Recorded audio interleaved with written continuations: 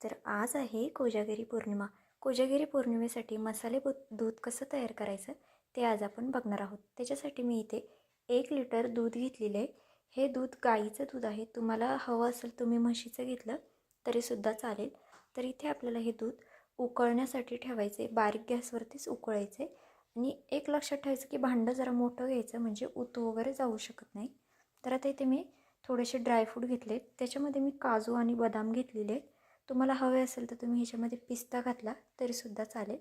तर हे आता आपल्याला पॅनवरती छान असं गरम करून घ्यायचं आहे. तेव्हा मी पॅनवरती टाकते आणि खूप जास्त आपल्याला हे असे भाजायचे नाही आहेत.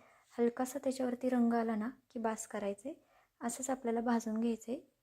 आणि हां, माझ्या चॅनलवरती जे कोणी नवीन असेल ना त्यांनी प्लीज एक चॅनलला सबस्क्राईब नक्की करा आणि कमेंटसुद्धा करा की तुम्हाला माझ्या रेसिपी कशा वाटतात, तुम्ही रेसिपी कुठून बघताय हेही मला कमेंट करून नक्की सांगा.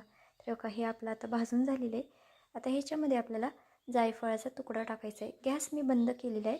गॅस बंद केल्याच्या नंतरनं जायफळाचा तुकडा आपल्याला ह्याच्यामध्ये टाकून घ्यायचा आहे आणि अर्धा मिनिटभर असं छान असं हे परतून घ्यायचं आहे परत.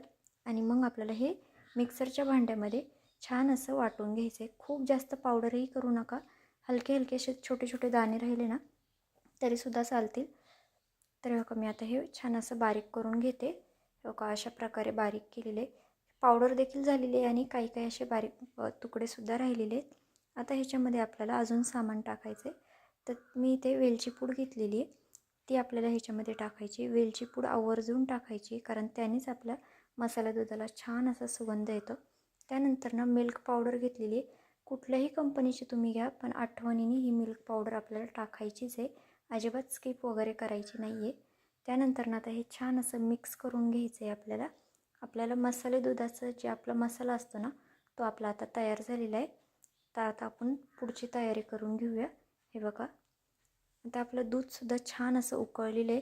दूध उकळत असताना ना ही जी कडेला साई येते ना ती आपल्याला काढत राहायची आहे मध्ये मध्ये, म्हणजे दुधाला छान एक असं घट्टपणासुद्धा येतो आणि साई करपतसुद्धा नाही. जर का एकदा दुधाची साई करपली ना की त्याचा वास काही केला तरी जात नाही. तर काही छान असं उकळलं आहे. आता आपल्याला कमीत कमी ह्याला आहे ना 20 ते 25 मिनटं लागतात हे दूध तयार व्हायला, मसाला दूध तयार व्हायला. तर आपलं दूध छान असं 10 मिनटं उकळलं आहे. त्यानंतर ना ह्याच्यामध्ये आपल्याला साखर टाकायची आहे. साखर तुमच्या गोडीनुसार तुम्ही कमी जास्त करू शकता. तर मी इथे 4 ते 5 वाट्या साखर टाकणार आहे. छोटी वाटी आहे, साखरेच्या डब्यात जी असते ना ती वाटी आहे. तर हे छान असं मिक्स करून घ्यायचं आहे आणि पुन्हा एकदा आपल्याला ह्याला चांगली अशी उकळी काढून घ्यायची. खरंच तुम्ही अशा पद्धतीने करून बघा. अगदी घरात जे साहित्य उपलब्ध असतं ना त्याच्यातच हे मसाला दूध तयार होतं. काही असं बाहेरून आणायला लागत नाही. तर आता का आपलं दूध छान असं पुन्हा आटलेलं आहे. आता ह्याच्यामध्ये आपल्याला हळद टाकायची, थोडीशीच टाकायची, जास्त नाही टाकायची. हळद आवर्जून टाका, कारण हळद ही पौष्टिक असते. जर का तुम्हाला हळद टाकायचीच नसेल तर तुम्ही ह्याच्यामध्ये फूड कलर किंवा मग केशर जरी टाकलं तरीसुद्धा चालेल.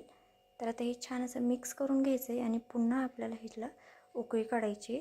आणि ह्याच्यामध्ये आपल्याला उकळी आल्याच्या नंतर नाही ना ह्याच्यामध्ये आपल्याला जो आपण मसाला तयार करून घेतला होता ना तोसुद्धा आपल्याला नंतर ना ह्याच्यामध्ये ॲड करायचा आहे.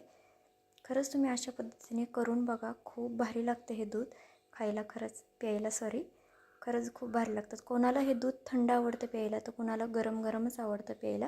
आमच्या घरात हे दूध थंड करूनच प्यायला आवडतं. फ्रीजमध्ये थंड करायचं आणि मग प्यायचं. खायला प्यायला खरंच खूप भारी लागतं.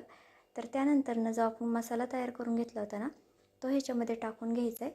तुम्हाला कितपत तुम्ही करताय ना त्यानुसार मसाल्याचं प्रमाण ह्याच्यामध्ये कमी जास्त करू शकता. तर आता हे छान असं मिक्स करून घ्यायचं आहे आपल्याला आणि आणखी 2 ते 3 मिनटं आपल्याला हे उकळून घ्यायचं आहे. आपल्याला जरी गरम असताना हे पातळ जरी वाटत असलं ना तरी नंतरनं अगदी घट्ट होतं. खूप जास्तही घट्ट होत नाही, पण जेवढी अशी कन्सिस्टन्सी पाहिजे नसते ना आपल्याला तशी होते. तेव्हा आता हे छान असं उकळलेलं आहे. पाहू शकता तुम्ही. दूध एवढं पातळ नसतं किंवा एवढं घट्टही नसतं. का असं झालेलं आहे आपलं. आता गॅस आपल्याला बंद करायचा आहे आणि हे पूर्णपणे आपल्याला थंड करून घ्यायचं आहे. खूप जास्तही थंड करू नका. आपल्याला म्हणजे सोसवेल एवढंच थंड करायचं आहे आणि प्यायला घ्यायचं आहे. आता मी हे थंड करून घेते. आपलं हे थंड झालेलं आहे. इथं मी खूप जास्त थंड झालेलं नाही आहे. इथे एक ग्लास घेतले. त्या ग्लासामध्ये आता हे जे दूध होतं ना मसाले दूध ते आता ह्याच्यामध्ये ओतून घेणार आहे. हे बघा अशा प्रकारे आपल्याला हे ओतून घ्यायचं याच्यामध्ये. आणि ह्याच्यावरती मी थोडेसे काजू बदामचे तुकडे टाकणार आहे. ते ऑप्शनल आहे, तुम्हाला टाकायचे असेल तर तुम्ही टाका, नाही टाकले तरीसुद्धा चालेल. तसंच प्यायला घेतलं तरीसुद्धा चालणार आहे. तर का भरपूर असे काजू बदामचे तुकडे टाकायचे आणि गरमागरम दूध हे प्यायला घ्यायचं आहे. तुम्हाला हवं असेल तर मी थंड करून पिलं तरीसुद्धा चालणार आहे.